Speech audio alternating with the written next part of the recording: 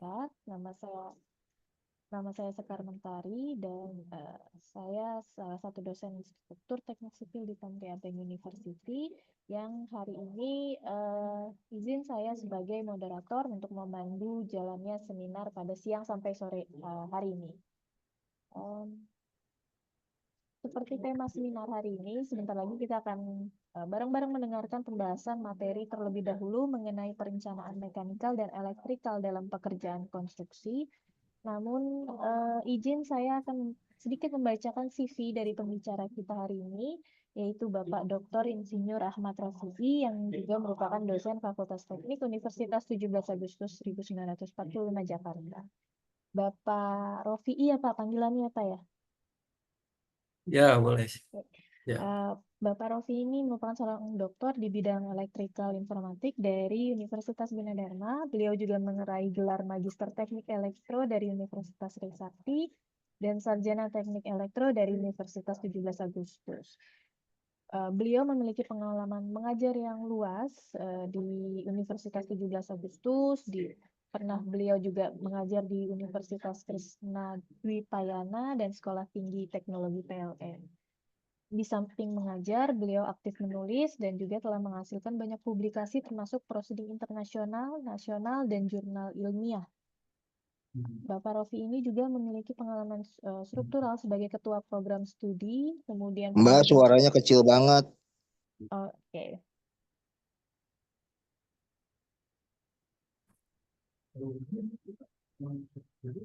Ya, Bapak Rofi juga memiliki pengalaman struktural sebagai ketua program studi, pernah menjabat sebagai dekan Fakultas Teknik, dan saat ini beliau menjabat sebagai wakil rektor 3 di Universitas 17 Agustus. Ya? Wakil rektornya sudah purna tugas. Oh, sudah purna tugas ya Pak ya. Ya, dengan latar belakang Pak Rofi'i, pengalamannya mudah-mudahan nanti bisa memberikan wawasan yang bermanfaat dalam seminar ini ya Pak ya. Sebelum kita mulai, mungkin saya mengingatkan dulu pada peserta yang ingin mendapatkan e-sertifikat dan materi, itu harus mendaftar terlebih dahulu di srtf.p3sm.or.id, kemudian ikuti kegiatannya, setelah selesai baru akhiri kegiatan. Setelah itu e-sertifikat dan materi akan muncul. Informasi ini diberikan secara berkala di chat oleh peserta, oleh panitia, jadi tolong untuk peserta diperhatikan. Ya. Bagi para peserta yang ingin bertanya juga dipersilahkan menuliskan pertanyaannya di kolom chat terlebih dahulu atau nanti dapat menggunakan fitur raise hand pada saat materi sudah selesai dipaparkan. Nah, sebentar lagi kita akan langsung mendengarkan materi mengenai electrical dan mechanical dari narasumber kita hari ini kurang lebih 50-60. Jadi mohon izin Pak, nanti di waktu 50 menit akan saya ingatkan kembali waktunya. Ya, silakan Pak. Waktu dan tempat saya persilahkan.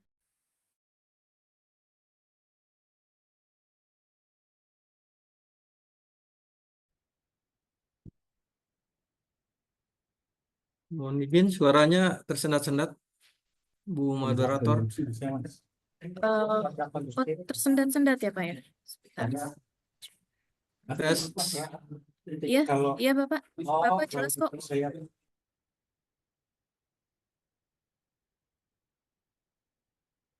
Silakan Ya, Bapak halo. bisa dimulai. Ya. Baik. Ya. Mohon izin, saya share screen.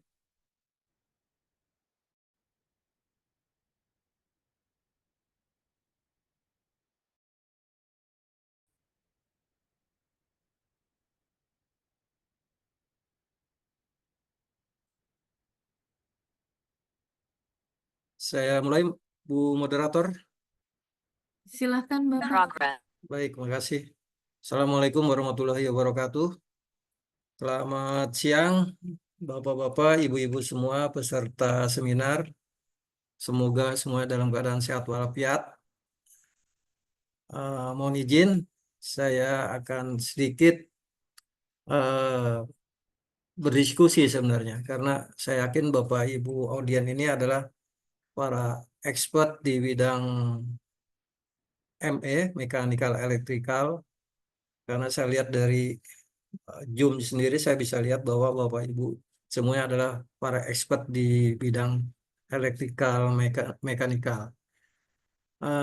Dalam hal ini saya coba sedikit memaparkan terkait dengan sedikit yang saya miliki, yaitu kemampuan terkait dengan elektrikal, Bapak Ibu, dan tentunya mekanikal di sini tidak terlalu banyak saya singgung, tetapi saya lebih banyak berhubungan dengan elektrikal. Atau dalam hal ini saya coba mempresentasikan terkait perencanaan pekerjaan sistem tenaga listrik, khususnya di bangunan gedung. Karena perencanaan tenaga listrik itu bisa berbeda ketika objek yang disuplai oleh listrik adalah juga berbeda. Misalnya ketika kita merencanakan listrik gedung, pastinya berbeda dengan ketika kita merencanakan listrik industri atau jalan umum. Nah, oleh karena itu, karena ini kaitannya dengan kemampuan Bapak Ibu kebanyakan dan fokus dari organisasi atau institusi ini adalah dalam bidang konstruksi, maka saya coba membuat sebuah PowerPoint yang barangkali nanti bisa menjadi bahan diskusi kita bersama, yaitu terkait dengan perencanaan pekerjaan sistem tenaga listrik. Jadi Bapak Ibu mungkin sudah paham, sekarang sehari-hari kita semua tidak lepas dari penggunaan listrik. Jadi listrik itu boleh dikatakan makhluk gaib, tetapi ada. Karena kita jangan coba-coba menyalahgunakan listrik, ya. Baik itu kita menyalahgunakan dalam proses penggunaannya, atau juga kita memperlakukan listrik itu dengan tanpa pengetahuan. Demikian Bapak Ibu. Jadi listrik adalah sesuatu yang tidak nampak tetapi memiliki dampak. Karena listrik adalah salah satu dari energi listrik, energi mekanik, dan energi panas tentunya. Nah, dalam hal ini saya akan mencoba membuat suatu proses mungkin ya, proses dari sedikit pengalaman saya terkait dengan perencanaan pekerjaan terkait dengan sistem tenaga listrik.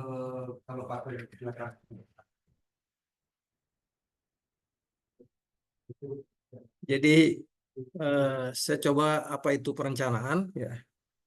Perencanaan itu sendiri adalah suatu upaya untuk bagaimana menghasilkan suatu hasil pekerjaan di masa yang akan datang yang dapat sesuai dengan tujuan. Pada dasarnya seperti itu. Namun tentunya suatu proses perencanaan khususnya sistem tenaga listrik ini dalam hal bangunan tentunya memerlukan beberapa proses yang perlu dan lazim digunakan oleh para pengembang atau kontraktor atau konsultan dalam melaksanakan pekerjaan listrik. Pertama ada perencanaan awal, kemudian persiapan desain gambar, kemudian penyiapan material, dan terakhir ini adalah pelaporan sebenarnya. Nah, jadi sebelum kita lanjut ke perencanaan lebih lanjut, maka ada hal-hal yang perlu dipelajari dan perlu kita laksanakan, yaitu terkait dengan dasar-dasar perencanaan sistem tenaga listrik. Yang terdiri dari tahapan perencanaan, kemudian standar dan regulasi, kemudian estimasi biaya dan pengujian serta sertifikasi. Nah, di dalam tahapan perencanaan ini ada beberapa hal yang saya bisa sampaikan, yaitu mengenai analisa beban dan kebutuhan daya. Kemudian penentuan sumber energi, kemudian desain sistem distribusi, kemudian perencanaan proteksi dan keamanan. Nah, khusus ini mungkin bagi Bapak Ibu yang bukan dalam bidang listrik, yang dimaksud dengan beban mungkin beda bebannya dengan beban yang ada pada sistem konstruksi atau beban pada sistem mekanik. Jadi yang dimaksud dengan beban pada sistem listrik itu adalah proses akhir atau proses pengguna dari listrik atau user dari pengguna energi itu sendiri. Ya, jadi beban itu adalah pengguna. Jadi contoh pengguna listrik, sebenarnya pengguna listrik itu nanti kalau dalam ilmu listrik itu ada dibagi 3 kategori, ya. Ada beban yang bersifat resitif, ada beban yang bersifat induktif, dan ada beban yang bersifat campuran, resitif dan induktif. Nah, jadi berbeda dengan beban pada model konstruksi atau model ilmu-ilmu konstruksi atau ilmu-ilmu mekanik. Nah, jadi beban dalam hal ini adalah kalau di dalam sistem kelistrikan gedung yang secara praktis bisa kita lihat adalah sistem penerangan, sistem pendingin, kemudian atau plak-plak yang ada pada sistem tenaga listrik atau steker-steker yang ada pada listrik adalah sebagai bagian dari penyedia daya untuk kebutuhan alat-alat yang membutuhkan listrik. Jadi beban itu sekali lagi adalah pengguna listrik. Dalam arti adalah mesin-mesin yang memerlukan listrik untuk menghasilkan atau untuk memenuhi kebutuhan kehidupan manusia.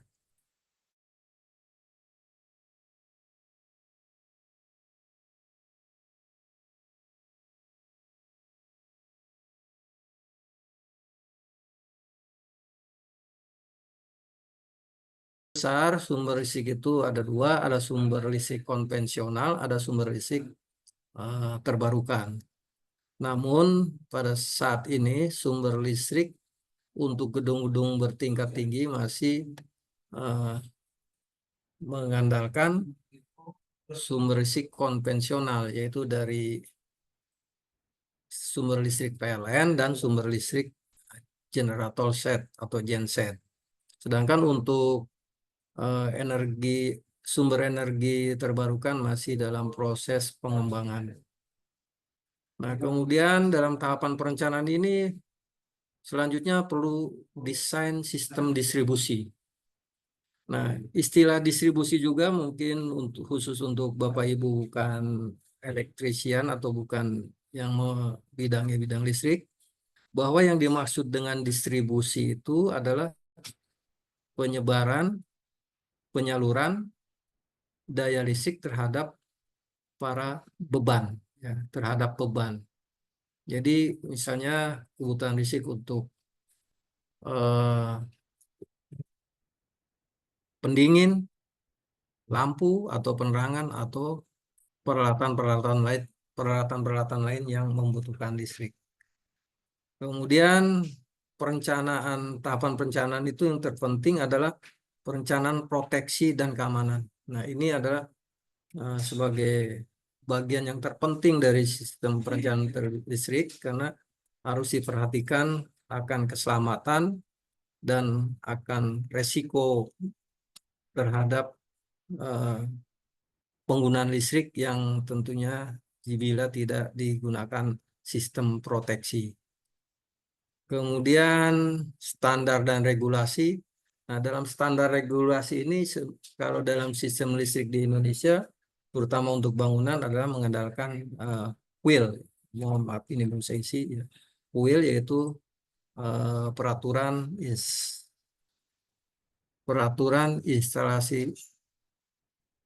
umum instalasi listrik yang sampai saat ini sudah ada WIL yang WIL 2000 yang dimulai pada tahun 2000, WIL 2011. Seperti itu Bapak Ibu. Kemudian estimasi biaya, nah ini pastinya Bapak Ibu sudah memahami apa yang harus dilakukan, ketika kita merencanakan sesuatu yang terpenting adalah estimasi biaya. Artinya hipotesa biaya yang akan digunakan ketika kita mengimplementasikan sebuah perencanaan. Dan berikutnya adalah pengujian dan sertifikasi. Jadi setelah sistem listrik atau instalasi listrik ini dipasang sedemikian rupa, maka perlu proses pengujian. Pengujian terhadap pembebanan, pengujian terhadap beban lebih, pengujian terhadap umum singkat, dan lain-lain. Dan terakhir, jika sudah melalui proses pengujian dan sebagainya, maka dikeluarkanlah surat laik operasi atau SLO yang kita sebut SLO, yaitu suatu surat izin bahwa sistem tenaga listrik yang kita telah bangun adalah memenuhi syarat untuk dioperasikan.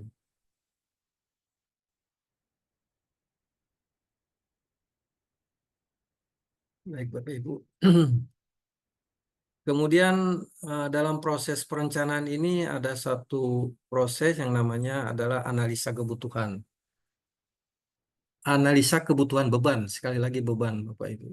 Jadi pertama kita harus mengidentifikasi semua peralatan-peralatan yang akan digunakan dalam sistem listrik itu.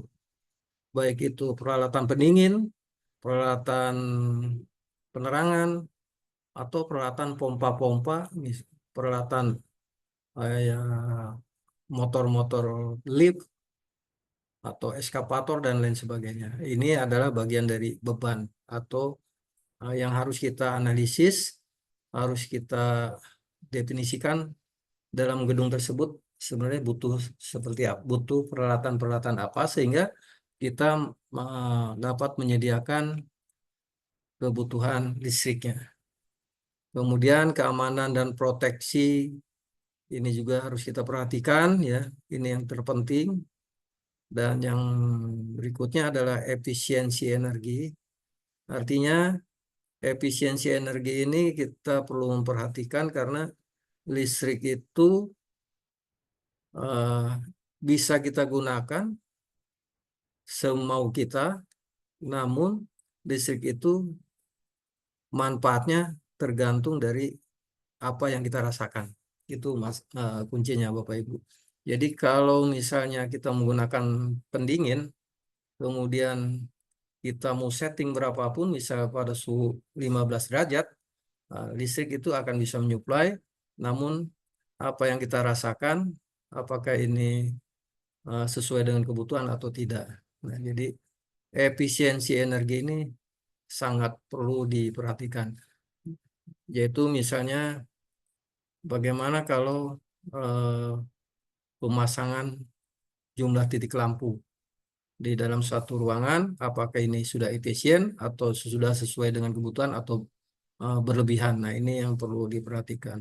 Kemudian sistem cadangan daya. Nah, jadi sistem cadangan daya ini adalah kalau saat ini kalau untuk sistem cadangan daya yang besar masih kita gunakan konvensional, yaitu menggunakan generator set, tetapi untuk kebutuhan kecil kita bisa gunakan baterai atau UPS. Kemudian yang terpenting juga adalah kepatuhan terhadap standar dan regulasi yang terintegrasi dengan sistem lain. Nah, jadi kalau secara keseluruhan analisa kebutuhan daya itu meliputi perhitungan beban total, desain distribusi, mencakup panel dan kabel, penggunaan proteksi seperti main circuit breaker dan grounding, kemudian juga efisiensi bisa dilakukan misalnya menggunakan lampu-lampu atau penerangan yang berbasis LED, atau kita bisa gunakan energi lain, energi tambahan, yaitu dengan energi terbarukan, misalnya dengan penggunaan energi tenaga matahari atau solar cell. Kemudian untuk cadangan tadi saya sebutkan bisa menggunakan genset untuk cadangan besar atau UPS untuk kebutuhan peralatan-peralatan tertentu. Sedangkan kepatuhan kita harus patuh pada standar FWIL dan SNI untuk memastikan bahwa listrik kita ini adalah aman dan dapat dioperasikan untuk sesuai dengan kebutuhan.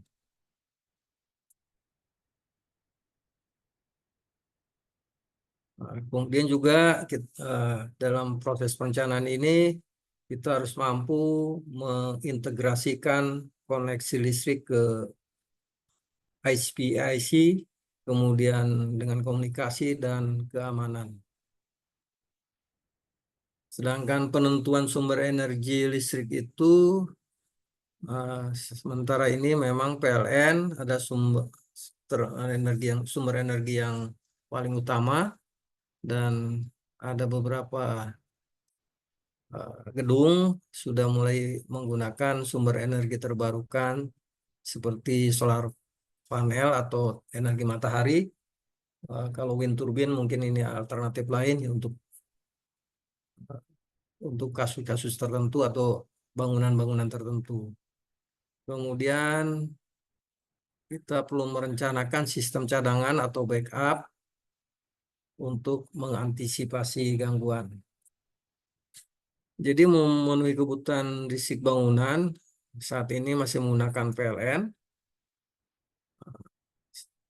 Adapun yang terbarukan umumnya adalah menggunakan solar cell. Sedangkan pemilihan sumber energi ini adalah berdasarkan satu, kebutuhan beban, kapasitas, efisiensi, dan dampak lingkungan. Sedangkan untuk cadangan seperti genset atau baterai, ini adalah untuk keandalan. Artinya untuk sistem itu tidak interupsi dan kebutuhan akan berlanjut terus dan tidak pernah terputus. Nah, sedangkan untuk bagaimana kita menentukan sumber energi terbarukan, perlu dianalisis untuk sistemnya on-grid atau off-grid. Artinya, apakah sumber energi terbarukan kita sama-sama kita supply bersama PLN, atau sumber energi terbarukan ini terpisah dari sumber energi PLN. Nah, kemudian dalam perencanaan ini kita perlu juga mendesain sistem distribusi. Pertama, untuk sistem desain ini kita harus mengkonfigurasi jaringan distribusi, kemudian menentukan lokasi panel, dalam hal ini MDP, dan selanjutnya juga SDP atau subdistribution panel. Juga kita harus mendesain jalur. Nah, apa yang dimaksud dengan jalur?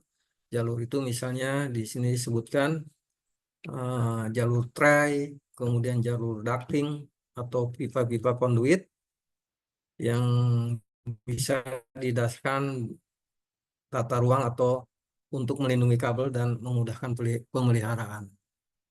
Ini contoh dari desain distribusi bentuk radial, karena desain distribusi itu kalau gedung umumnya adalah berbentuk radial.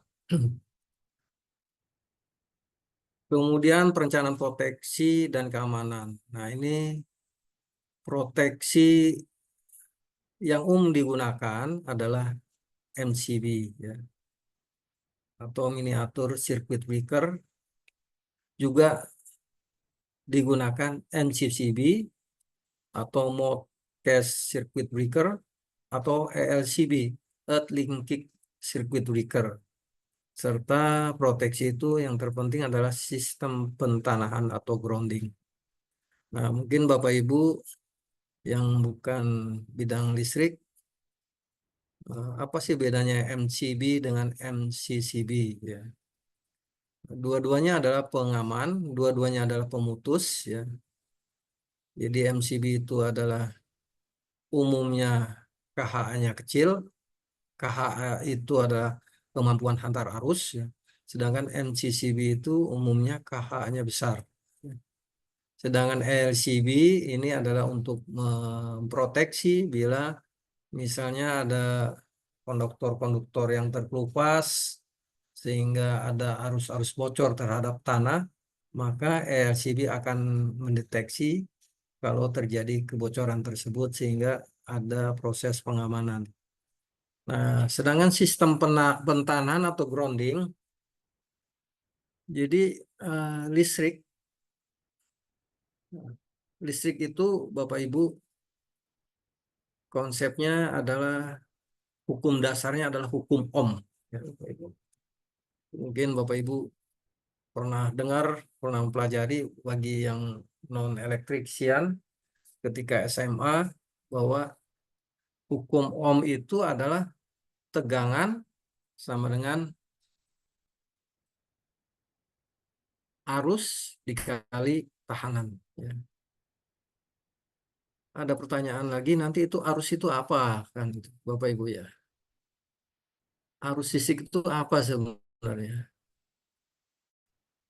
Kalau kita lihat definisinya dari kata itu sendiri, arus, ya, kita bisa sebut ada arus lalu lintas, ada arus air, ada arus macam-macam, arus penumpang dan lain sebagainya.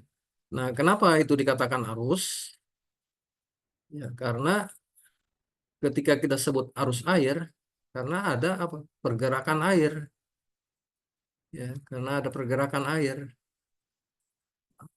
Artinya ada perpindahan materi dalam hal ini air dari satu titik ke titik. Itu namanya arus. Ya. Nah, lalu kalau diam, tidak ada arus. Ya. Jadi arus itu harus ada perpindahan materi. Nah, demikian juga arus lalu lintas. Berarti ada perpindahan materi yang dalam hal ini kendaraan dari satu titik ke titik lain. Kemudian lalu apa itu arus listrik? Kalau dilihat dari kasat mata tidak nampak yang pindah, tidak nampak yang bergerak. Nah, sesuai dengan definisi fisika bahwa arus listrik itu adalah adanya pergerakan elektron, Bapak Ibu. Jadi dikatakan arus listrik karena ada elektron yang bergerak atau berpindah dari satu posisi ke posisi yang lain. Maka dikatakan arus. Lalu pertanyaannya kenapa listrik itu elektron itu bisa bergerak gitu, atau bisa pindah? Kan bahwa untuk bergeraknya sesuatu itu karena ada sebab, ya. Ketika air bergerak atau pindah dari posisi satu ke posisi yang lain karena ada proses gaya atau ada proses yang mendorong misalnya, sehingga ada gaya yang menimpa materi air tersebut. Misalnya karena ada gravitasi, ya, sehingga air itu berpindah dari posisi yang tinggi ke posisi yang rendah. Nah, lalu bagaimana dengan listrik? Ya. Atau elektron, kenapa elektron itu bisa bergerak atau pindah? Secara umum saya bisa katakan karena ada potensi untuk menyebabkan pindah. Ya. Nah, potensi ini adalah perbedaan muatan dari satu titik ke titik yang lain. Nah, karena ada potensi inilah maka elektron itu bergerak. Sehingga bisa kita katakan potensi itu disebut dengan potensial yang satuannya volt, ya, voltage. Ya. Itu Bapak Ibu.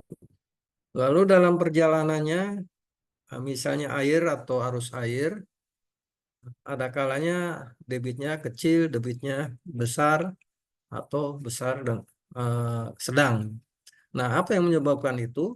Pertama, tadi disampaikan karena ada penyebab, yaitu gayanya yang mendorong air itu.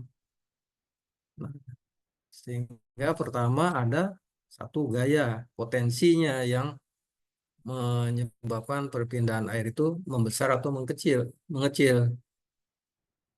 Kedua, jalur, ya, atau jalur yang dilewati oleh air itu sendiri. Apakah pipa itu besar atau pipa itu kecil? Apakah sungai itu lebar atau sungai itu kecil?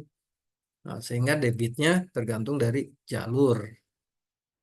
Nah, sehingga karena ada potensi dan karena ada jalur, maka arus air itu adalah tergantung dari keduanya itu. Nah, demikian juga listrik. Ya. Ketika listrik itu arusnya membesar atau mengecil adalah tergantung dari satu tadi potensinya yang menyebabkan elektron itu berpindah, apakah besar atau kecil. Kedua adalah lintasan dilalui oleh elektron, apakah itu lebar atau sempit. Nah, ketika lebar maka arusnya menjadi besar, ketika sempit arusnya menjadi kecil. Ketika potensialnya besar, maka arus besar. Ketika potensial kecil, arus kecil. Jadi penyebab arus listrik besar atau kecil adalah dua, yaitu tegangan atau potensial dan yang menghambatnya, ya, atau jalurnya. Jalurnya kalau sempit berarti hambatannya besar. Kalau jalurnya kecil berarti hambatannya kecil. Sehingga arusnya ketika hambatan besar, arus besar. Ketika hambatan kecil, arus kecil. Itulah hukum Ohm, Bapak Ibu. Ya, ini mohon maaf bagi Bapak Ibu yang sudah apa namanya, terutama yang sudah paham tentang elektrik. Ini saya coba menerangkan apa itu elektrik. Nah, seperti ini ya. Jadi ini adalah potensialnya, ini adalah hambatannya, ini adalah arusnya. Jadi sistem mekanik dengan sistem elektrik itu adalah analogi, ya, Bapak Ibu. Yang kita sebut sebagai analogi sistem. Saya kembali lagi ke materi ya, bahwa pemilihan alat proteksi, circuit breaker, fuse, dan lain adalah untuk dalam rangka melindungi sistem distribusi listrik dari gangguan beban lebih, gangguan hubung singkat. Dan sistem pertahanan atau grounding adalah untuk menjaga keamanan pengguna peralatan terhadap arus bocor. Jadi perencanaan sistem proteksi, selain itu ada satu lagi di dalam bangunan listrik, yaitu kita perlu juga merencanakan sistem proteksi petir. Nah, kenapa sih petir itu perlu diproteksi, perlu dijaga ya? Karena petir itu adalah ketika terjadi petir itu karena ada perbedaan potensial, itu Bapak Ibu. Jadi terjadi karena ada perbedaan potensial. Nah, perbedaan potensial itu misalnya ini ada awan, kemudian ini ada awan, kemudian ini ada bangunan ya. Maka sifat alami dari listrik itu adalah tujuannya ke tanah, Bapak Ibu.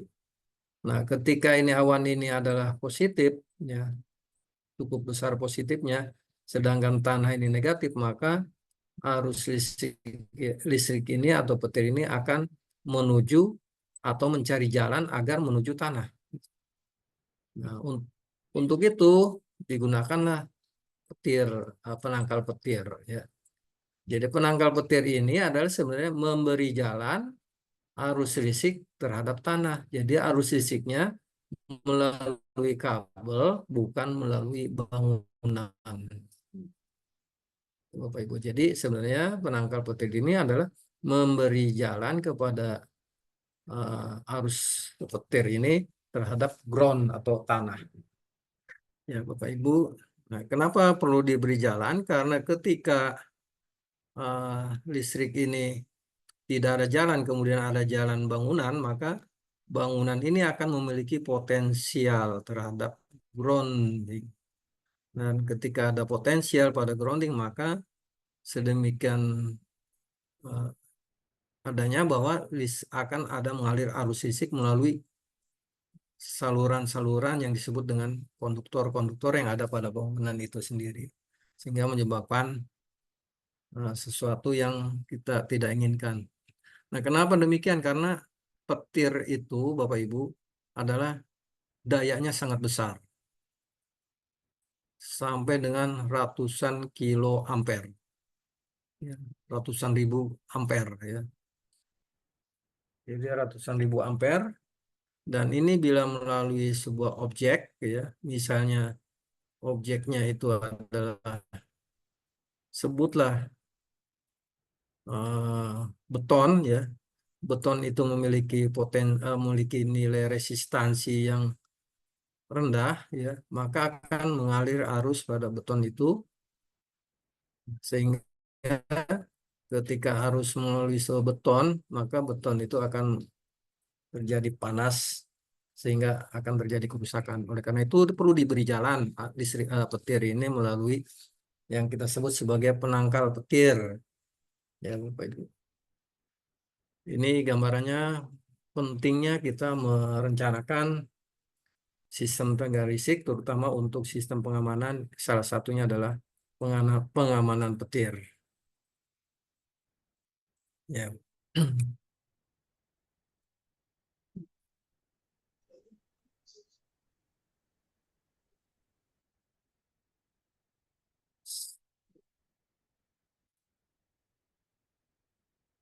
Baik, saya lanjutkan Bapak Ibu. Nah, kemudian estimasi biaya. Jadi estimasi itu harus menyangkut pengadaan material, seperti kalau dalam listrik itu kabel, panel, peralatan proteksi, dan lain-lain. Kemudian juga harus mencakup jasa instalasi dan komisioning. Kemudian juga menyangkut biaya pemeliharaan dan operasional. Seperti itu. Kemudian yang terpenting lagi, dalam proses pembangunan ini kita harus mengikuti aturan, yaitu terkait dengan standar SNI, terkait dengan instalasi listrik, dalam hal ini terhadap peralatan-peralatan listrik yang harus memenuhi standar SNI. Kemudian juga kita harus mengacu kepada peraturan umum instalasi listrik atau PUIL yang terbaru tentunya, dalam rangka untuk apa? Agar sistem instalasi listrik yang kita rencanakan ini adalah dijamin keamanan dan sesuai dengan spesifikasi yang berdasarkan perhitungan maupun berdasarkan analisis, atau menggunakan IEC untuk standar peralatan listrik. Bahwa proses belajar itu tidak perlu harus di dalam kelas saja, tapi juga mungkin bisa di luar kelas, langsung berinteraksi dengan masyarakat beserta masalah-masalahnya yang ada. Mohon izin, suaranya bocor. Sudah saya mute, Pak. Baik, terima kasih. Jadi standar PUIL itu sebenarnya ada tahun 2000 dan ada tahun 2011. Nah, masing-masing nanti ada perbedaan. Bapak Ibu bisa lihat, bisa download mungkin untuk PUIL tahun 2011 maupun 2000. Jadi standar SNI adalah terkait instalasi listrik adalah regulasi BSN untuk memastikan kualitas, keselamatan, dan keandalan instalasi listrik, mencakup perancangan, pemasangan, pemeliharaan, serta penggunaan material dan peralatan yang aman dan efisien. Sedangkan IEC adalah organisasi internasional yang menetapkan standar untuk peralatan listrik dan elektronik. Juga untuk memastikan keselamatan, efisiensi, dan interoperability produk listrik di seluruh dunia dalam hal ini. Nah, kemudian pengujian dan sertifikasi. Nah, ini dalam perencanaan kita ini targetnya adalah sistem instalasi listrik itu harus siap diuji dan siap dikeluarkan sertifikasi. Target akhirnya yaitu sistem yang telah rencanakan harus melalui tahap pengujian. Nah, baik pengujian isolasi kabel dan peralatan, pengujian fungsi proteksi harus lebih dan hubung singkat. Nah, targetnya adalah agar dikeluarkan sertifikasi layak operasi atau SLO. Karena kalau gedung atau bangunan belum mendapat akan terlalu besar bagi pengguna itu sendiri atau pemilik bangunan itu sendiri. Kemudian tadi adalah sekilas mengenai proses perencanaan. Lalu umumnya bagaimana sih tahapan pengerjaan elektrikal itu? Pertama, kita definisikan sebagai perencanaan awal. Kita harus lakukan survei dan analisis. Survei lokasi tujuannya apa? Untuk memahami struktur bangunan. Nah, dari sana kita bisa menganalisis kebutuhan daya listrik berdasarkan fungsi setiap ruangan. Apakah itu ruang dapur, ruang lobby, ruang meeting, dan lain sebagainya. Kemudian apakah di sana memerlukan pendingin, memiliki sistem keamanan, atau pencahayaan darurat. Nah, ini perlu kita lakukan survei langsung ke lokasi bangunan. Setelah survei, lalu kita perlu penyusunan gambar desain. Jadi gambar desain ini ya, dalam sistem listrik itu gambar itu sebenarnya bermacam-macam ya. Ada mulai one line diagram atau diagram segaris, ada diagram instalasi, ada diagram kendali, ya, ada diagram wiring.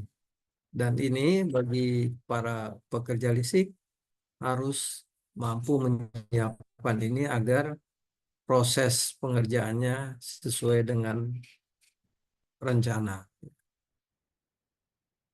Nah, di dalam gambar rencana listrik itu meliputi denah distribusi kabel, kemudian lokasi panel distribusi MDP, dan panel SDP atau distribusi cabang ya, sub distribution panel ya. Kemudian kita juga harus menyusun jalur tray, ducting, conduit, dan lain-lain. Nah, kemudian dalam perencanaan awal ini kita harus mempersiapkan spesifikasi dari material seperti kabel listrik ya, NYY, MYM, MYYH ya, dan lain-lain. Nah, yang umum mungkin Bapak Ibu, apa sih itu kabel NYY gitu.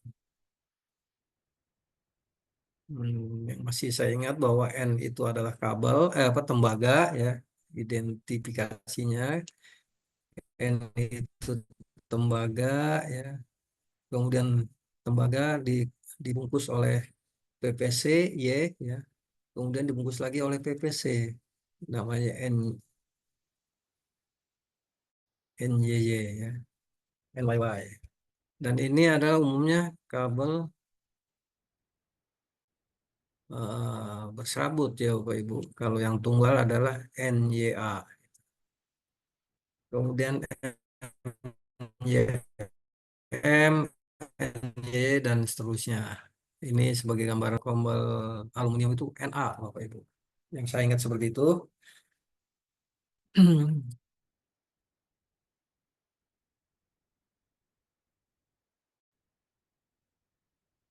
Kemudian setelah kita pengadaan material, menyusun pengadaan material, maka selanjutnya kita langsung pekerjaan awal. Ya. Jadi kita lakukan pemasangan jalur distribusi. Jadi dalam proses pengerjaan ini kita harus membuat jalur kabel dengan memasang pipa konduit di dinding, lantai atau plafon sesuai dengan desain. Nah, desain itu dasarnya apa? Adalah dari gambar. Dan memang gambar elektrik dengan gambar teknik sipil, kalau teknik sipil itu perlu skala dan sebagainya, kalau di elektrik tidak perlu skala, tetapi hanya perlu simbol-simbol standar. Kemudian pasang kabel tray atau ducting untuk kabel besar di area tertentu. Kemudian pemasangan grounding, nah sistem pentanan atau grounding, yaitu dengan apa? Menanam batang grounding yang berbentuk tembaga di titik-titik tertentu. Nah, jadi pastikan tahanan groundingnya itu harus sesuai standar, yaitu kurang dari 5 ohm. Ya, kurang dari 5 ohm. Kemudian selanjutnya kita mau instalasi panel distribusi. Nah, kita pasang panel utama dan NDP, panel utama atau NDP dan cabang. Nah, di ruang kontrol utama, kemudian pasang sub distribusi atau SDP di setiap lantai atau zona sesuai dengan distribusi. Kemudian menghubungkan panel dengan sumber listrik PLN atau genset, kemudian sambungkan ke SDP, ke MDP menggunakan kabel feeder sesuai kapasitas. Nah, kemudian pekerjaan penarikan kabel ya Bapak Ibu, tarik kabel dari MDP ke SDP menggunakan jalur kabel tray atau ducting. Ya, biasanya dengan kabel 3 kali 150 mm persegi. Nah, jadi ini yang perlu ya merefresh ya bahwa ukuran kabel itu persegi Bapak Ibu atau luasnya ya, luas penampang. Nah, logikanya kenapa digunakan luas penampang bukannya diameter atau jari-jari Bapak Ibu? Karena pada dasarnya ya kabel itu tidak selalu bulat Bapak Ibu ya. Karena ada juga kabel yang gepeng ya atau berbentuk segi empat. Jadi kabel itu tidak selalu bulat ya. Kalau bulat maka kalau seluruhnya bulat maka kita bisa gunakan model diameter.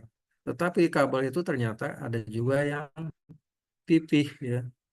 Sehingga kalau kita gunakan diameter maka ini nggak mungkin. Maka digunakanlah konsepnya adalah luas penampang. Jadi luas penampang dari kabel. Nah, kalau kabelnya pipih bentuk 3/4 maka yang diukur adalah luas penampang ini. Oh ya Bapak Ibu, ini khususnya buat teman-teman yang bukan bidang elektrik. Kemudian proses penarikan kabel final yaitu tarik kabel dari SDP ke beban akhir. Nah, beban akhir itu ya, jadi listrik itu kalau digambarkan secara ini adalah seperti ini.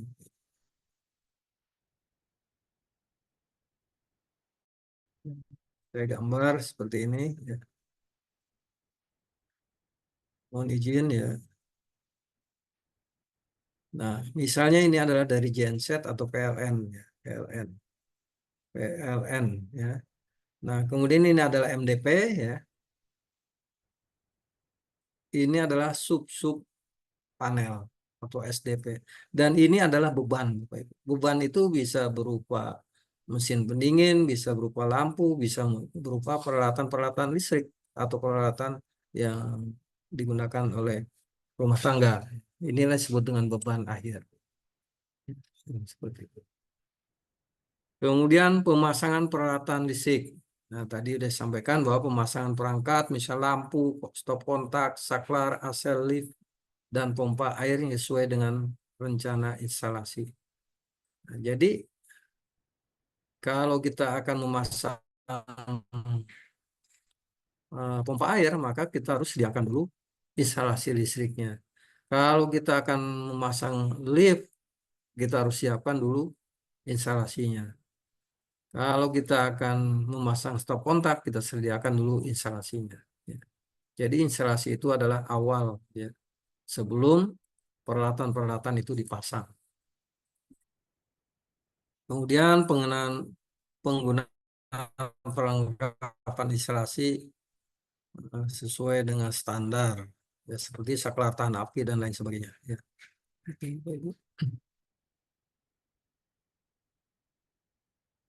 Nah, selanjutnya pemasangan proteksi ya.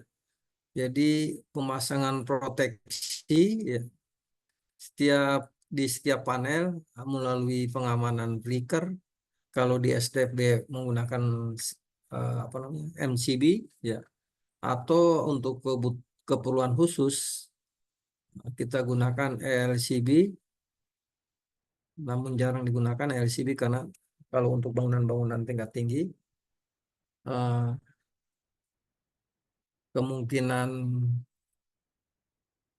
bocor listrik itu kecil sehingga LCB jarang digunakan. Sebelum dilanjut mungkin Bapak Ibu bisa kita berdiskusi dulu. Ya, begitu Ibu Sekar.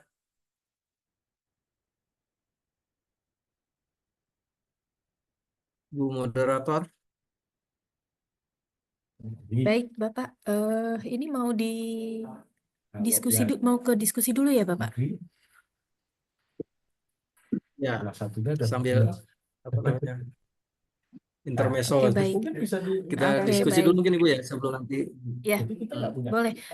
Mungkin di sini udah ada beberapa pertanyaan di kolom chat, Pak. Cuman mungkin saya tawarkan dulu untuk peserta, Bapak Ibu peserta yang mau bertanya secara langsung, itu bisa menggunakan fitur raise hand.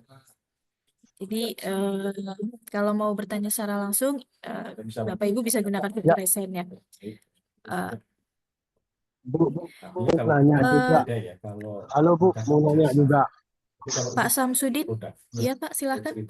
Halo, halo. Iya, Iya, Pak benar Pak Samsudin. Samsudin. Iya, silakan Bapak. Ya, saya mau nanya masalah perbandingan antara grounding kabel itu Pak.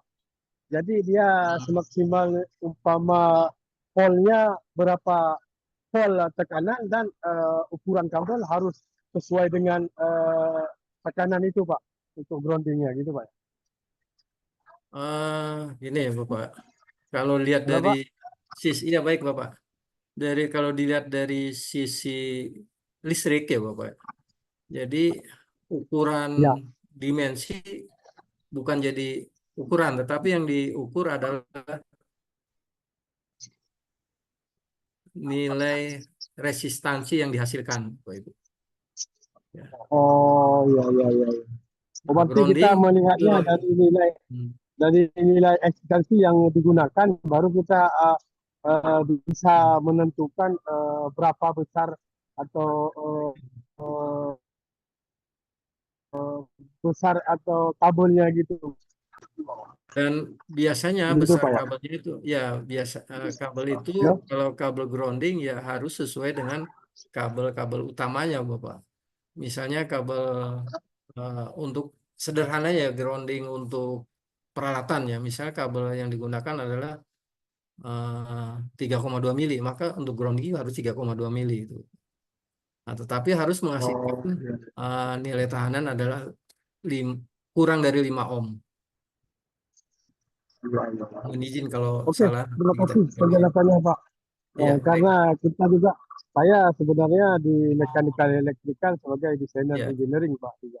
Ya, Makanya saya mau nanya gitu Pak. ya, siap. Ya, makasih. Saya mechanical piping dan electrical karena saya sering terjadi saya bekerja Pak sampai saat ini ya sebagai engineering gitu Pak untuk di Ya. mechanical piping gitu. Cuma saya kalau di electrical emang jarang bekerja. Apapun saya Ya. sebenarnya di desainernya all project lah. Mau mechanical, mau electrical, mau piping, saya biasanya sebagai desainer saya sering melaksanakan pekerjaan desain gitu Pak. Makanya tapi untuk saat ini jarang untuk desain elektrikal, makanya saya sudah agak minim, makanya saya bertanya gitu Pak. Makasih. Ya, makasih. Makasih Pak. Baik, terima kasih Pak Samsudin. Mungkin ini saya bacakan pertanyaan yang ada di kolom chat ya Pak ya. Baik. Ini dari Pak Rifki Nur Hidayat. Beliau mau bertanya mengenai MCB dan MCCB kan ada KA kiloampere ya ini ya Pak ya. Nah, bagaimana cara menentukannya dengan benar? Hmm. MCB dan MCCB. Jadi MCB itu main circuit breaker, ya. Jadi circuit breaker yang memiliki yang dimaksud dengan KHA, kemampuan hantar arus, ya, Bapak Ibu. Jadi kemampuan hantar arus itu adalah diukur dari kalau di MCB itu ada kilo ampernya, ya. Nah, jadi kalau MCCB kilo ampernya adalah sangat besar, sedangkan kalau MCB kilo ampernya kecil. Artinya kenapa bisa besar dan bisa kecil? Karena MCCB itu adalah mode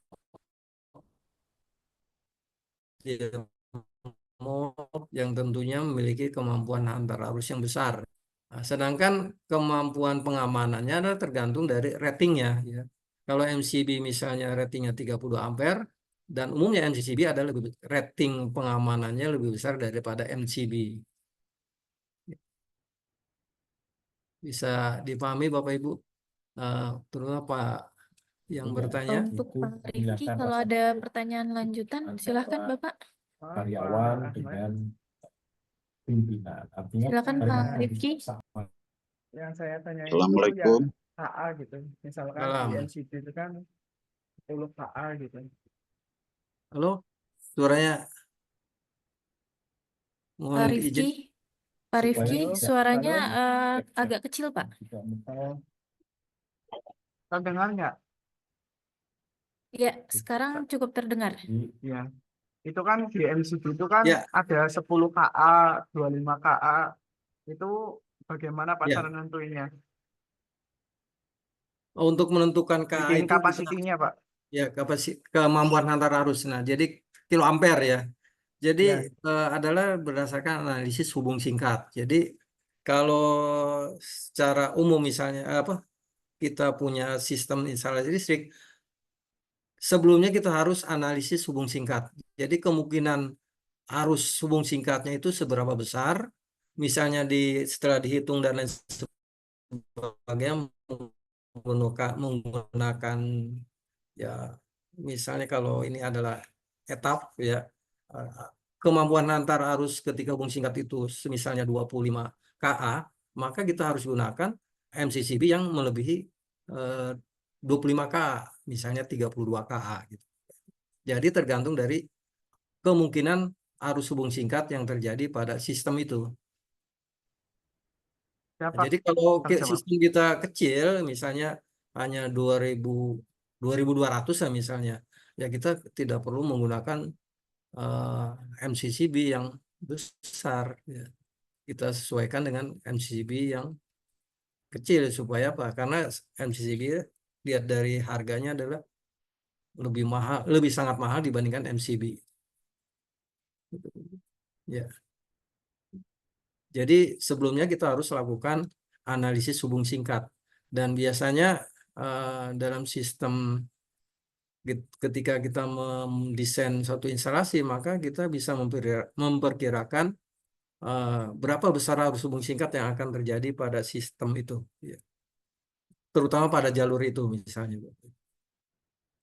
Jadi KA itu adalah tergantung dari besarnya arus hubung singkat, IHS itu. Seperti itu Bapak. Mungkin kalau ada keliruan bisa dikoreksi. Baik. Terima kasih. Terima kasih Pak Rifki atas pertanyaannya, Pak Rofi atas jawabannya. Kemudian karena membahas MLCB nih Pak, nih ada lagi pertanyaan dari Pak Julius. Artinya Pemasangan MCB dan ILCB, apakah kapasitas arus MCB sama dengan ILCB atau kapasitas MCB lebih besar dari ILCB? Apa alasannya? Misalnya pemasangan ILCB di mesin pompa jacuzzi. Terima kasih. Baik. Pemasangan MCB pasti lebih besar dibandingkan ratingnya, Bu, kita sebut ratingnya. Rating MCB pasti lebih besar daripada LCB. Karena ELCB adalah untuk menangani ketika ada arus bocor. Arus bocor itu misalnya ada isolasi yang terkelupas sehingga dia menyebabkan ada arus linkik ya. Arus linkik itu arus magnetisasi yang mendekati, yang mengalir ke dalam bodi mesin misalnya, yang tentunya bodi mesin itu adalah dinempel ke tanah sehingga terjadi arus linkik. Jadi MCB pasti lebih besar dibanding LCB. Secara logika seperti itu, Bu. Baik. Atau kalau Bapak perkirakan akan terjadi arus linkik yang besar, ya harus dipasang. Tapi sepengetahuan saya arus linkik itu lebih kecil dibandingkan arus nominal. Baik, terima kasih Pak Rofi'i. Kemudian ini ada yang mau bertanya lagi langsung dari Pak Farhan Arista. Pak Farhan, silahkan Bapak. Siang Pak. Baik. Langsung aja kali ke pertanyaannya. Saya mau nanya, ini saya punya Silakan. case, saya punya trafo jaraknya 70 cm. Secara harfiah memang itu kan nggak safe, ya minimal 1 sampai 1,2. Cuman karena space saya terbatas, cuman punya jarak 7 cm. Nah ini dengan pakai sangkar aja, sangkar saya groundingin, itu aman atau enggak? Nah, problem di sini adalah saya pakai sangkar. Nah ini groundingnya ini saya satuin jadi satu di hull kapal. Itu secara apa namanya? Secara sistem itu aman atau enggak Pak ya? Kalau misalkan saya jadiin satu kayak gitu, secara apa namanya? Entah beda potensial antara kayak gimana. Entah saya juga masih nyari tahu buat ini gitu untuk make sure that it's gonna be safe for this one. Thank you, Ya, Pak. thank you. Mohon izin, trafonya berapa volt tegangannya, Pak? Saya punya trafo 500 kVA, Pak. Oh, 500 Dua kV. biji, dua buah. Tegangannya tegangan menengah ya, 20 kV atau berapa, Pak? Jadi sistemnya itu dari generator saya turunin ke 500 kV buat buat ngegerakin propeller kapal pakai mesin 1000 kW. Nah, itu saya Tegangan butuh 500 kV. 500 kVA. Oh, 500 Saya punya kV, trafo Bapak. 500 kVA. 500 Tegangannya kVA buat ngegerakin 500 kPa, kemudian tegangan input, tegangan keluar berapa? tegangan keluar ini nanti pokoknya intinya tuh ini dari LNG saya apa namanya? Saya ubah ke generator. Dari generator saya DC-in dulu buat synchronize antar 9 Oh, generator. Generasi synchronize 9 generator. Kemudian saya asain lagi. Nah, sebenarnya ini beban si 500 kV ini fungsinya cuman ke ini aja buat ke apa namanya? Main kontrol lah kayak lampu, pompa-pompa, mesin-mesin kayak gitu. Sebenarnya sih bebannya nggak terlalu besar. Oh, Cuma tegangan nanti 220 volt ya, 20 volt ya. cuma nanti ya beban dari propeller 1000 kW itu saya tarik dari si DC kabinet ini. Nah itu secara harfiah gimana Pak? Kalau misalkan groundingnya nih saya satuin di hull kapal. Gitu. Terima kasih Pak. Kapal ya, Pak? Iya betul.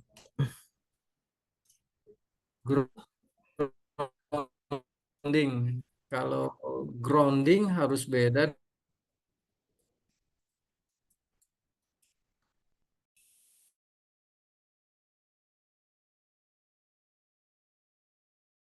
dinetralkan, artinya netralnya ditanahkan ya.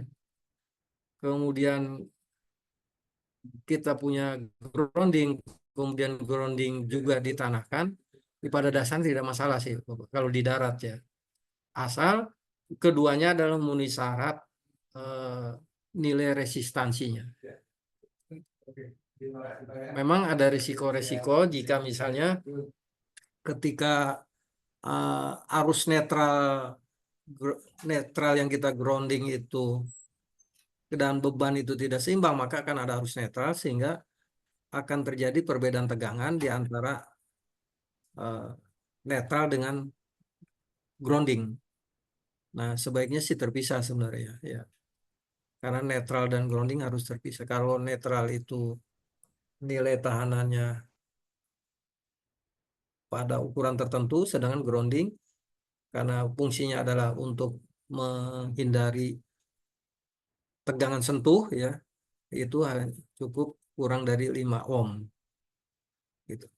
Jadi mungkin ini antara pentanan netral dengan pentanan grounding ini sebenarnya dua hal yang terpisah, walaupun dua-duanya adalah kalau di darat itu ke dalam tanah. Tapi sebaiknya terpisah ya,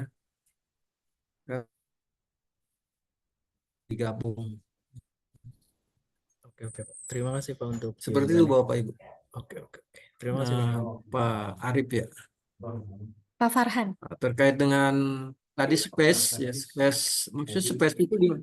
Oh, Pak Farhan ya, Pak Farhan, space-nya itu maksudnya gimana, Pak?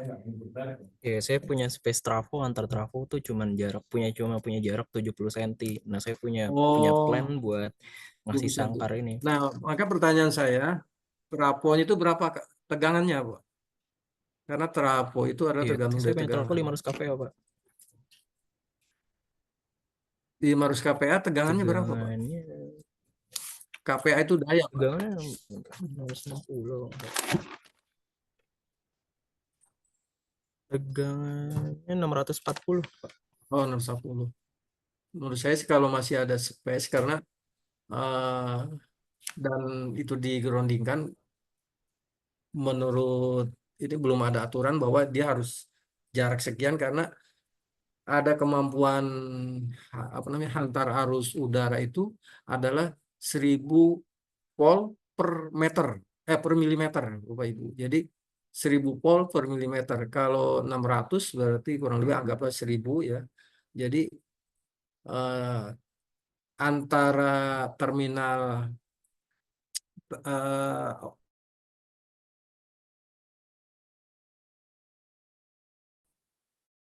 apa namanya ada beda tegangannya.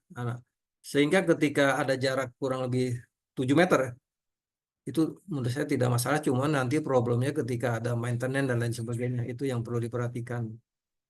Karena kemampuan hantar udara itu udara lembab adalah 1000 volt per milimeter. Jadi Bapak Ibu bisa bayangkan kalau 7 senti atau 7 meter. 7 senti berarti 7 senti itu adalah 70 meter.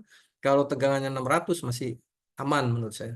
Tapi kalau tegangannya di atas 20.000 sudah tidak aman karena akan udara itu bukan lagi isolator tapi akan menghantarkan listrik karena kemampuannya adalah 1000 volt per milimeter. Seperti itu, Pak Farhan. Halo? Halo? Baik. Ya. Atau Bagaimana Pak Farhan? masih ada kita diskusi nggak apa-apa, Pak? Enggak, Pak. Lanjut aja, Pak. Sudah cukup. Oke, terima kasih, Pak. Halo. Oke, terima kasih Pak Farhan atas pertanyaannya. Baik. Terima kasih Pak Rofi'i. Ini kita lanjut diskusi atau lanjut ke materi, Bapak? Kita lanjut materi sedikit lagi mungkin ya, Bapak-Bapak. Oke, boleh. Mungkin diselesaikan dulu materinya kali ya, Pak ya. Soalnya sepertinya pertanyaannya sudah mulai banyak, Pak. Ya, baik. Baik, silakan Bapak. Selanjutnya adalah masih terkait tahap pengerjaan elektrikal. Ya, terakhir adalah pengujian dan komisioning. Ya. Nah, dalam elektrik pengujian itu pertama yang diuji adalah kabelnya, yaitu uji tahanan isolasi kabel menggunakan Megger. Kemudian untuk memastikan cara arus, kemudian lakukan pengujian kontinuitas kabel untuk memeriksa sambungan, ya, sambungan harus diperiksa, ya. Kemudian pengujian fungsi sistem, uji fungsi panel distribusi, breaker, kemudian perangkat proteksi lainnya. Secara terakhir adalah berikutnya pengujian grounding, uji tahanan sistem penahanan untuk memastikan keamanan. Terakhir adalah pengujian sistem cadangan. Bagaimana proses maupun SOP dari proses operasional dari genset, misalnya ketika terjadi blackout dan atau ketika ada pengembangan. Nah, terakhir adalah dokumentasi dan serah terima, yaitu buat laporan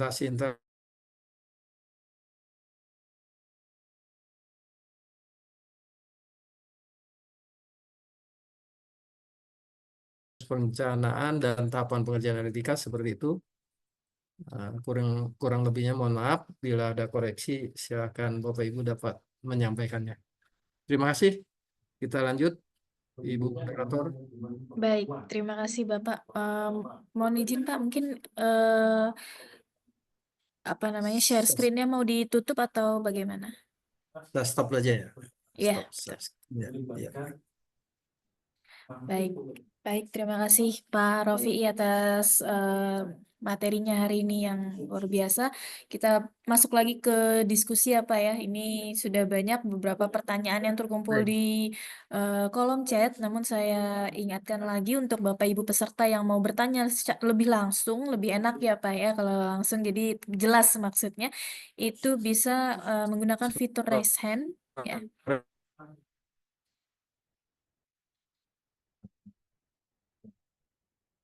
Ya, baik. Kalau suara saya kurang jelas, mohon saya diberitahu ya Bapak Ibu peserta. Jelas Bu suaranya. Ya, oh, mungkin ini dari Pak Rofi'i ya. Coba kita tunggu sebentar ya Bapak Ibu.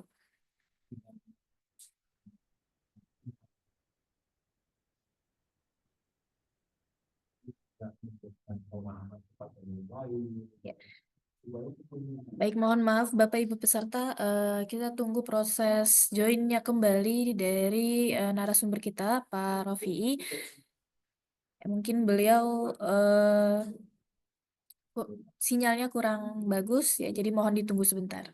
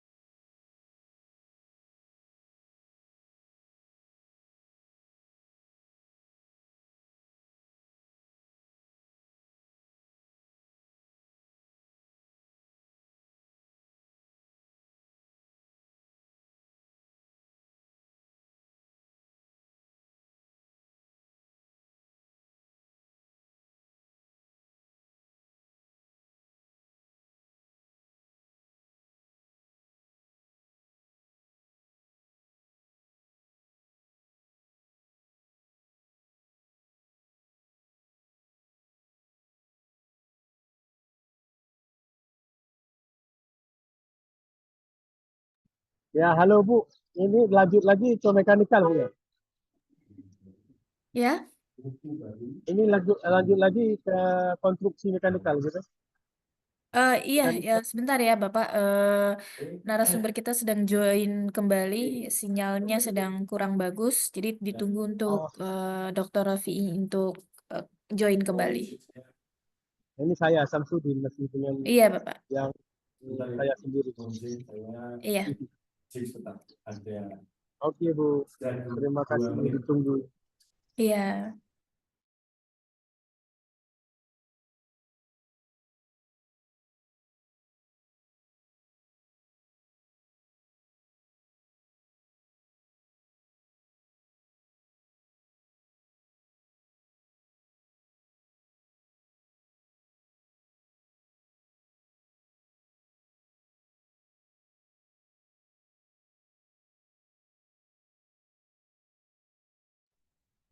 Halo, Pak Rofi.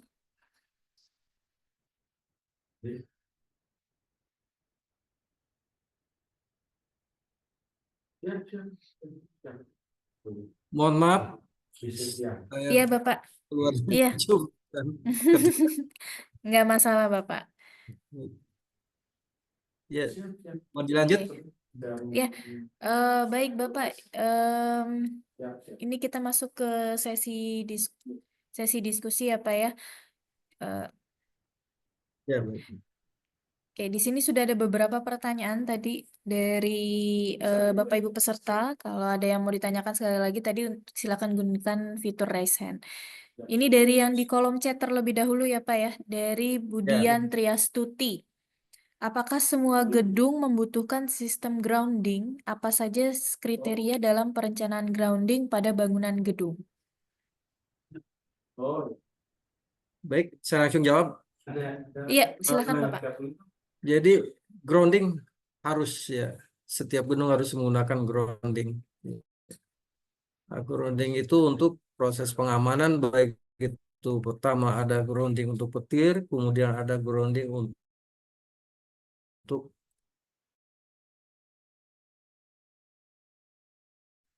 uh, uh,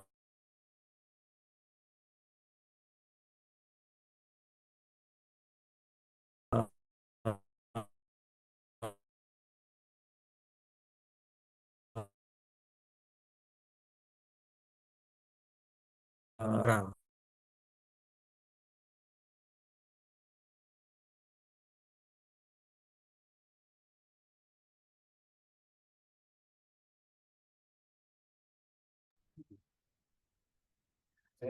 Mohon maaf Pak.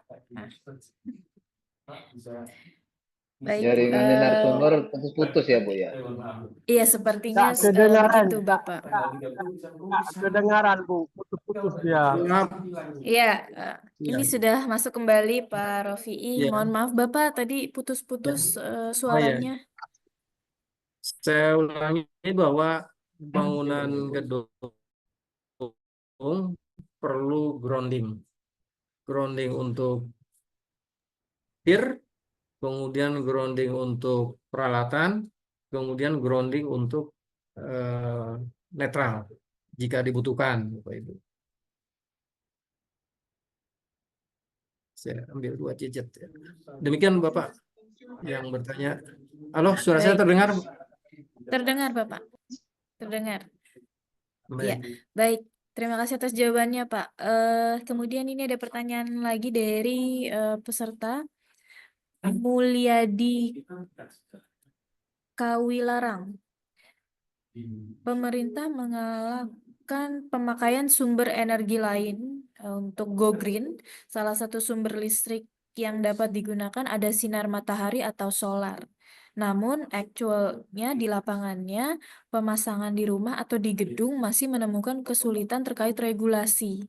Mohon pandangan Bapak, apakah ke depan regulasi pemerintah lebih seperti apa jika untuk pemakaian sumber energi lain ini? Ya, baik. Memang ini ada satu topik hangat ya yang sedang dibicarakan, terutama penggunaan energi terbarukan, khususnya energi matahari. Jadi sebenarnya ada peraturan bahwa untuk pengguna energi matahari untuk pada daya-daya tertentu maka harus mendapatkan izin dari dalam hal ini PLN. Artinya kalau untuk hal-hal yang untuk energi daya-daya yang kecil itu misalnya di bawah 2.200 itu tidak menjadi masalah. Yang sepengetahuan saya seperti itu ya. Tapi untuk daya besar maka perlu izin dari PLN karena sesuai dengan Undang-Undang Dasar bahwa sumber energi adalah milik negara untuk kepentingan rakyat. Itu kuncinya sebenarnya. Jadi kalau kenapa sih sampai saat ini sumber energi terbarukan ini belum bisa dimanfaatkan secara optimal? Ya karena sumber atau tarif yang diberikan oleh PLN masih lebih murah dibandingkan investasi ketika kita membangun sumber energi terbarukan. Seperti itu, Bapak. Jadi artinya belum ada regulasi terkait harga atau nilai investasi yang cocok untuk kebutuhan rakyat. Jadi misalnya untuk kebutuhan 450 watt saja kita perlu membangun, ketika akan membangun kita perlu mengeluarkan biaya kurang lebih 7,5 juta kurang lebih. Nah, itu saya laksanakan di rumah seperti itu. Oh, Ya, jadi tapi memang pemerintah menggalakkan, tapi belum ada regulasi yang jelas ya Pak ya. ya jelas ya betul. Ya. Menurut pandangan saya Mudah-mudahan seperti nanti itu. Iya. ke depannya regulasinya lebih digalakan ya Pak ya, seperti apa di. Kemudian ini ada lagi pertanyaan dari Pak Irwan Setiawan. Apa ada syarat bangunan yang mengharuskan pemasangan penangkal petir, Pak? Hmm, harus syarat Pak. Ya, ada syarat, ada peraturan. Jadi peraturan itu adalah dibuat berdasarkan pengalaman. Ya. Jadi berdasarkan pengalaman gedung-gedung tinggi adalah rentan terhadap sambaran petir. Nah, karena ada pengalaman seperti itu, maka dibuatlah regulasi. Saya juga tidak hafal regulasi yang di mana, tetapi yang pasti bahwa sebuah bangunan harus memiliki penangkal petir. Karena regulasi itu adalah dibuat berdasarkan pengalaman dan berdasarkan analisis. Jadi memang ada Jadi bangunan tinggi syaratnya ya, Pak ya? Minimal berapa lantai ada seperti syarat. itu? Bukan minimal berapa lantai, tetapi apakah bangunan itu tertinggi dibanding bangunan yang lain. Oh, oke. Dilihat dari bangunan-bangunan di sekitarnya juga gitu ya, Pak ya? Ya, ya. Seperti kita lihat perumahan-perumahan ini kan sering kita lihat ada penangkal petir yang dipasang Iya, betul. dalam bentuk tower. Padahal rumah itu kan tidak terlalu tinggi, tetapi perlu Iya. dipasang penangkal petir karena dia lebih tinggi daripada yang lain. Berarti syaratnya memang harus dilihat dari bangunan di sekitarnya gitu ya, Ya. Pak ya? Oke, baik. Sekali lagi saya ingatkan Bapak Ibu peserta yang mau bertanya langsung silahkan gunakan fitur raise hand. Kemudian ini ada pertanyaan dari Pak Taufik. Ya. Adakah metode tercepat dalam membuat perhitungan daya beban listrik dalam luasan suatu bangunan saja?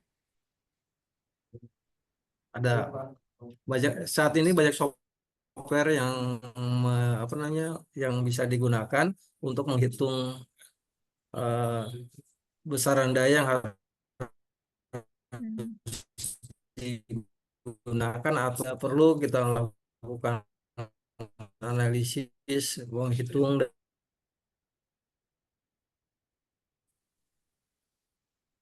Kemudian ada etap, kemudian dari merek-merek yang lain juga ada, misalnya dari LG dan lain sebagainya. Banyak. Jadi sudah ada software Tapi bantu ya, Pak? umumnya nggak ada software.